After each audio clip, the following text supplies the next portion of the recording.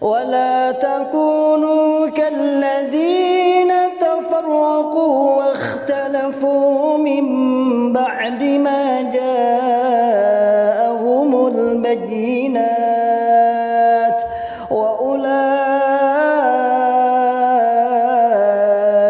لهم عذاب عظيم.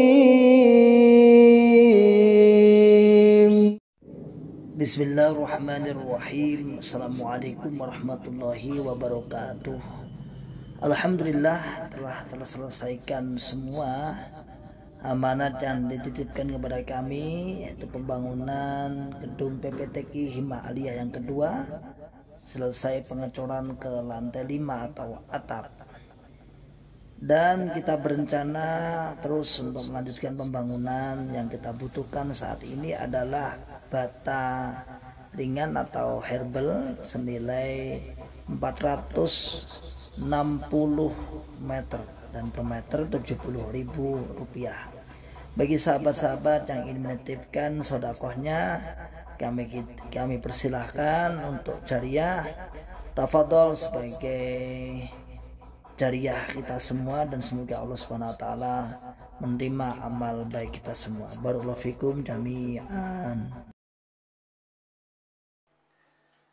Saya terus terang ingin mengingatkan terhadap masa lalu atau yang sekarang Anda masih mlebu metu. Apa mlebu metu? Iya apa lagi?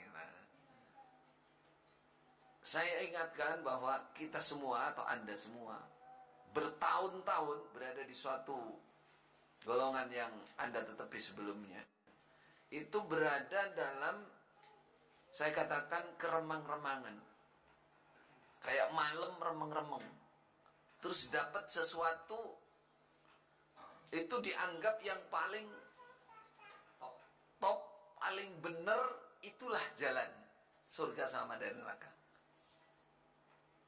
Nah ini, padahal Allah Rasul secara sempurna sudah memberikan gambaran-gambarannya atau aturan-aturan dalam syariat. Ya, jelasnya begini. Perlu saya ulang nih. Nah, bahwa menetepi Islam secara apa biasanya? Menetepi agama Islam secara Quran dan hadis. Enggak, saya ingin mengingatkan yang lalu. Di mana letak keplesetnya, di mana letak yang perlu kita sempurnakan. Kita tidak menafikan secara total, tidak menyalahkan secara total. Yang benar kita katakan benar, yang salah kita katakan salah. Yang belum sempurna kita bilang belum sempurna. Kita harus menetepi Islam yang berdasarkan Quran dan hadis. Ayo, para mubalik, terusannya apa? Berbentuk jamaah. Berjamaah maksudnya berimam, berbaiat, taat. Terus setiap hari, setiap waktu, setiap saat selalu tetap menetapi, memerlukan dan mempersungguh. Nah, itu sudah tadi Islam, Quran, hadis, jamaah. Terus selalu tetap memperlukan mempersungguh. Satu, mengaji Quran dan hadis. Dua, mengamalkan Quran dan hadis. Tiga, apa? Masa sudah lupa? Belani Quran hadis. Empat, sambung jamaah cara Quran hadis. 5, taat Allah, taat Rasul, taat ulil amri, yaitu maksudnya imam yang dibaiat. Gitu ya, nggak salah ya, masih kental Pak. Nah, ini saudara, ini disebut program ijmali. Boleh-boleh saja, tapi belum masuk ke pembicaraan namanya qalbus syariah, inti isi daripada syariat. Ini baru program kegiatan. Ayo ngaji, ya, ayo Islam, ayo Quran hadis, kan gitu. Ayo berjamaah, kan gitu. Ayo ngaji, ayo ngamal, ayo membelani, apalagi, ayo sambung, ayo taat. Ini program kegiatan yang bersifat ijmal. Nah, kalau judulnya seperti ini, ya perhatikan, ini tidak ada yang salah. Di judul ini gak ada yang salah. Nah, namun dalam praktek harus diteliti. Contoh, kritisinya, takdilnya sekarang. Saya tanya Bapak Ibu, harus Islam. Udah dinasihatkan kok selalu. Sekarang saya tanya, pernahkah Bapak Ibu dijelaskan apa definisi Islam? Wah, itu lah pelajarannya bocah cilik. Pernahkah Bapak Ibu dikasih penelitian berdasarkan Quran dan hadis betul satu persatu tentang rukun Islam? Bagaimana ya masalah syahadat itu apa saja yang harus kita sempurnakan? Satu persatu, mulai cara mengucapkannya, mulai menghayatinya, apanya. Kan cuma Islam gitu aja. Nah, ini padahal pembahasan tentang, ya perhatikan, tentang Islam dalam Al-Quran dan hadis itu utama. Itu yang paling utama. Makanya hadisnya malaikat Jibril yang isinya tentang Islam, iman dan ihsan, itu menjadi hadis yang sangat agung. Haditsun azim, kata para ulama. Hadis yang sangat agung. Karena itu pondasi utama. Sekarang kita kritisi, selama ini bertahun-tahun, pernahkah Bapak Ibu mendapatkan penjelasan secara rinci apa definisi Islam, apa konsekuensinya, kemudian rukun Islam yang harus kita benahi apa saja? Padahal itu ratusan ayat dalam Al-Quran. Perhatikan Bapak Ibu, ratusan ayat dalam Al-Quran.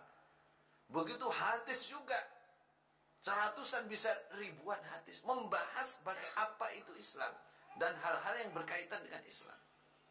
Yang kedua, katakan harus Quran hadis. Oke, itu kalimat yang benar.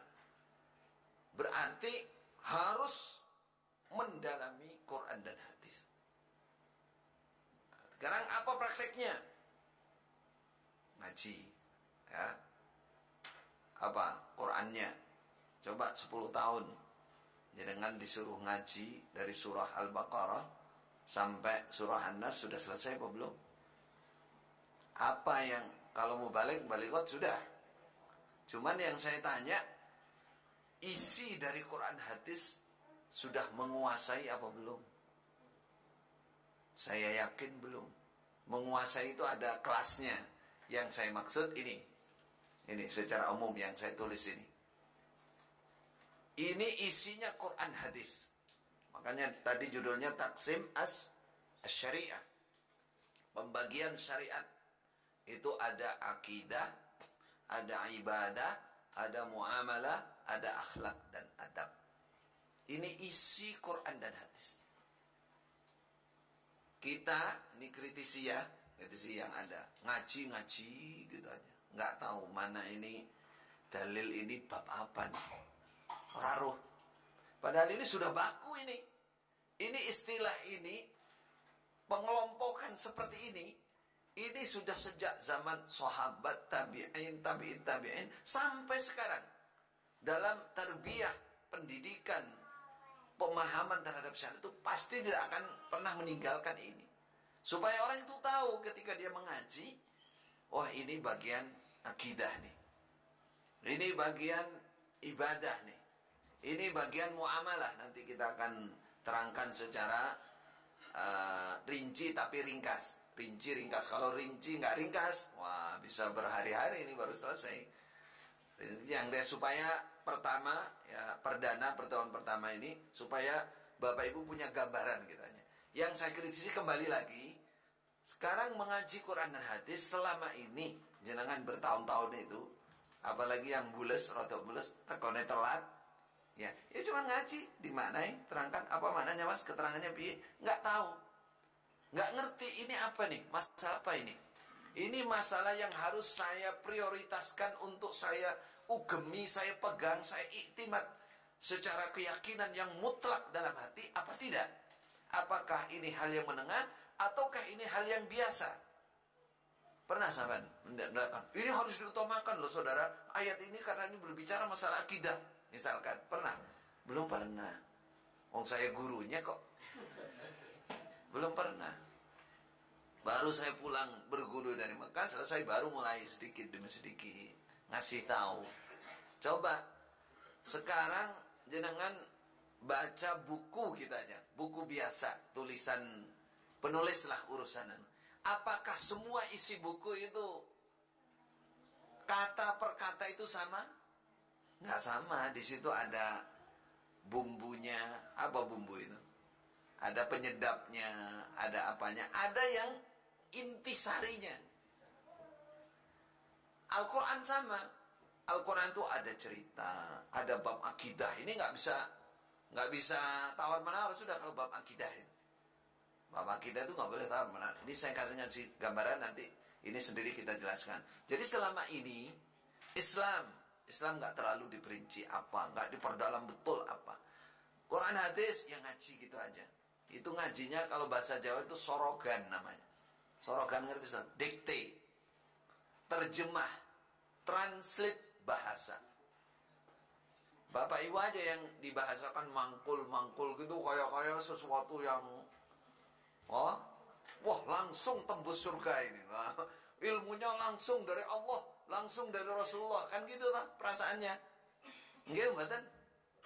Kok kayaknya wis padha lali kok piye nih? Jadi kayak ngaji itu, wah ini nggak ada ini, hanya kita tok ini, kan gitu kan? Murni, paling murni, paling khusus. Nggih napa mboten? Mau balik wat, terasa ora? Kayak di luar itu sampai diarani wong njaba iku ora ono ngono kuwi perasaannya. Karena apa? Karena memang nggak pernah lihat. Sampai ngambrak itu Mekah, Madinah itu dialani. Dikatakan njaba, ora murni. Ora ono awake dhewe sing ngaji ngene iki sing paling murni. Apa to jane iki? Apa to? Kan ngaji cuma ngaji gitu aja. Itu ngajinya, kelasnya. Perhatikan Bapak Ibu, itu kelas pengajiannya itu namanya terjemah, translate bahasa. Tapi di bahasa apa? Wah, itu mangkule, walik murni. Padahal kenyataannya apa? Kenyataan kan makna nih toh. Makna nih perkata toh. Alhamdulillah segala puji, utawi segala puji iku lillahi bagi Allah. Itu namanya terjemah.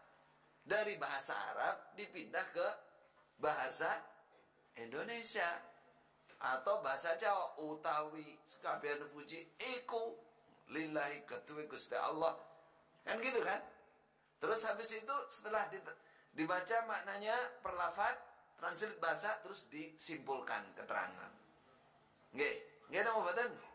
Nah, padahal kalau hanya ngaji begini ini karena orang ajam bukan orang Arab, memang harus seperti itu. Nek orang Arab ngajinya nggak kayak begini. Orang Arab utawi iku apa nih? Memaknai perkata nggak ada, dia perkata sudah tahu. Kita ngomong itu baca Quran ini sudah tahu maksudnya.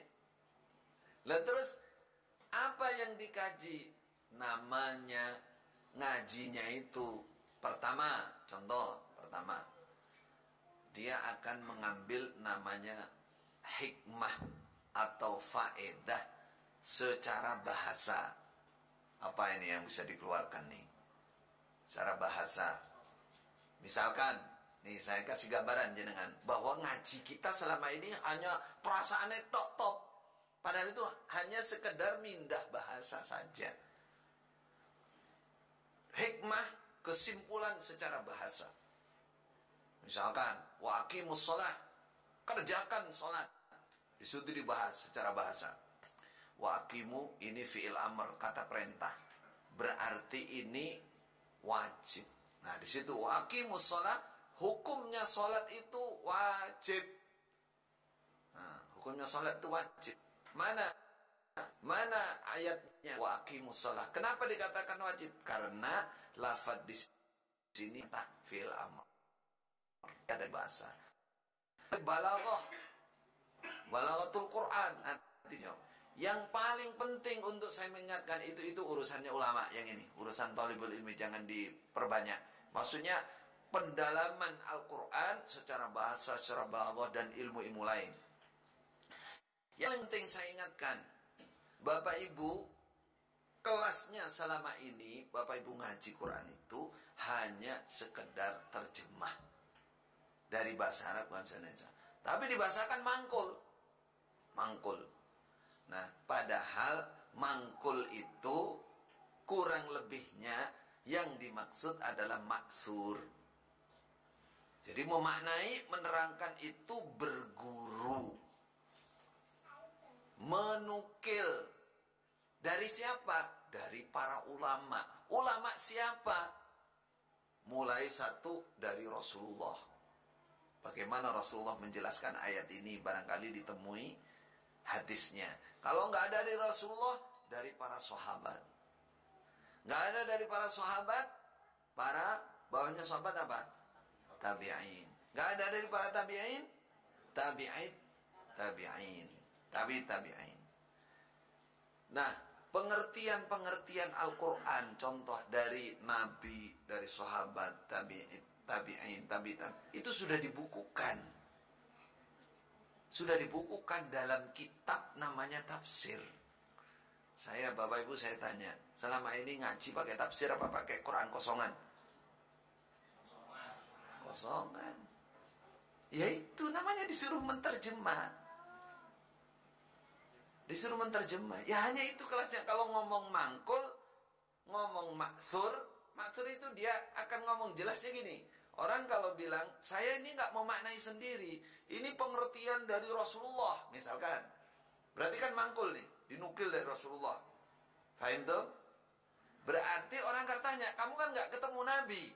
Dari mana kamu kata Rasulullah? Oh ini, dari tafsir ini. Faham tuh? Nerangkan ayat lagi.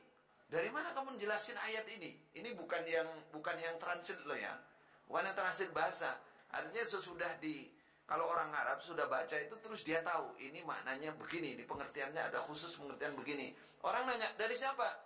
Dari sahabat misalkan. Sahabat siapa? Ibnu Abbas, Ibnu Umar, Ibu Aisyah, atau siapa? Wes pokoknya ngono kuwi, sahabat sing di sahabatnya sopo.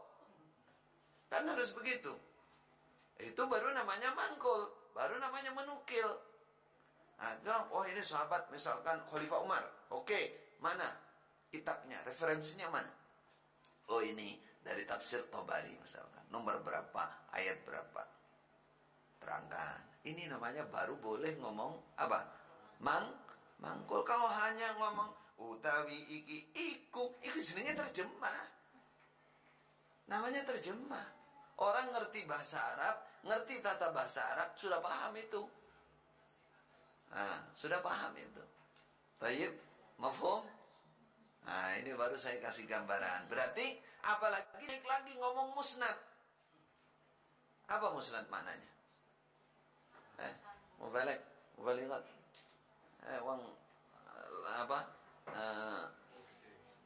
Yang lama-lama. Musnad, bersanad. Tanyakan, kamu katanya musnad. Ya, atau sekarang tanyakan diri kita sendiri, ngomong musnad, bersanad. Mana sanadnya? Ketika Anda memaknai Quran, utawi iku endi sanadmu? Rujukan pertama bisa menunjukkan, pokoknya aku meguru, pokoknya aku guruku teko pondok. Terus mana kitabnya nggak bisa nunjukkan, apalagi sanadnya. Katanya bersanad. Apalagi bilang mutasil. Ini saudara perlu diketahui, kalau tetap ngotot seperti itu, ini namanya kebohongan. Ini namanya kebohongan. Nah ini yang kita kritisi, ini yang kita takdil, kita sadarkan. Jangan begitulah. Kalau apakah terjemah itu salah? Tidak salah kalau terjemahnya benar. Kalau terjemahnya benar, Quran itu bahasa Arab, Qur'anan Arabiyyan. Wa sarrafna fihi minal wa'id. Qur'anan Arabiyyan la'allakum ta'qilun. Kata Allah, kuturunkan Quran ini memang bahasamu, ini memang bahasa Arab, orang Arab sana Nabi, supaya kamu menggunakan akalmu untuk memikirkan, mendalami maknanya. Ini berarti saya tanya sekarang, selama ini jenengan ngaji niku sudah benar apa kurang sempurna? Kurang sempurna. Kurang sempurna, tapi rumangsane wis pol, sundul langit pisan. Ora ono liyane awake dhewe. Iki tok sing paling top wis. Nah, coba. Nah, ini saya dan teman-teman ingin menyadarkan seperti ini, gitu loh. Bukan ingin merusak, ingin meluruskan, ingin menyempurnakan, menaikkan. Kamu ngomong mangkul, musnad, mutasil, orang yang ngerti nanti menilai Anda itu bohong. Bohong. Wong cuman translate bahasa kok ngomong mangkul, musnad, mutasil. Wong cuman translate bahasa aja kok. Itu. Bahkan kalau mau diteliti benar, bisa kalah sama Quran terjemah itu. Itu sudah yang nulis itu orang-orang yang pakar bahasa yang banyak itu. Lebih terjamin itu malah daripada SDTT, ya, nggak berpendidikan, datang di pondok ngaji ngantukan pisan. Nah, dari mana dijamin bahwa tulisannya benar? Apakah ada pengetesan sampean waktu dites sampean dari surat Al-Fatihah sampai An-Nas sampean diteliti satu persatu maknanya? Nah, hanya belakangan ini saja ada rekaman, ada ini bisa lebih, tapi sangat rawan kesalahan karena kapasitas yang menerima juga nggak punya alat, nggak punya standarisasi benar dan salah, hanya nulis. Kalau nulis tok ini, coba lihat ketika ada sampean jangan urusan ilmu agama, coba dunia aja. Ketika seorang penyaji, profesor misalkan, yang ikut ini SDTT, kira-kira bisa menyerap enggak? Dan pelajaran ini pelajaran tinggi, berapa persen dia bisa menyerap? Belum ngantuknya. Terus lebih dari itu perpindahan lagi dari orang ke orang yang levelnya sama. Bahkan kadang-kadang kosong sama sekali, nggak ada standarisasi benar salah di mana ini makna, mana kata kerja, mana kata benda, mana kata sifat. Bagaimana bisa menentukan? Nah, inilah kualitas atau kondisi yang kita alami beberapa tahun. Berapa tahun sampean? Kalau belakang sudah 57 tahun itu. Ya, sampean. Hah? 31 sebelahnya. Berapa tahun sampean? Nah, bukan umurnya. Yang kayak yang saya terangkan tadi itulah. 10, sampean. 10. Bu, jenengan. Berapa tahun? 17 tahun. Nah, Thayyib 20 tahun. Belakangnya Pak ini 37 tahun. Nah, coba sampean berada dalam 37 tahun, sampean ngaji ya cuma. Ini bukan meremehkan ya. Itu sudah baik. Untuk kelas Indonesia, namanya bukan orang Arab, wes sapi memang sudah baik. Yang menjadi kesalahan atau ketidaksempurnaan, ya, perasaannya itu ngono gue wis paling top, paling benar-benar di situ. Masya Allah, dari beberapa sisi itu rawan kesalahan. Apa buktinya? Sekarang ini yang terjadi. Agama kebolak-balik, yang penting jadi tidak penting, setengah penting jadi sangat penting. Nah, kebolak-balik, yang akidah mana, yang ibadah mana, yang muamalah mana, nggak ngerti. Pokoknya yang dicocoki itu yang sudah lama itu, yes, itu hukumnya wes. Wah, pokoknya iki wes. Aku seneng iku, mantap ini. Nah, kalau mantap-mantapannya lihat yang nasihat siapa. Kalau orangnya gede, gemuk, suaranya banternya mantap itu. Semantul orang-orangnya. Astagfirullah. Ini saya baru mencermati nomor berapa tadi? Nomor 2. Quran hadisnya seperti apa caranya? Sekarang dibilang berjamaah. Ya, berjamaah. ولا تكونوا كالذين تفرقوا واختلفوا من بعد ما جاءهم البينات وأولئك لهم عذاب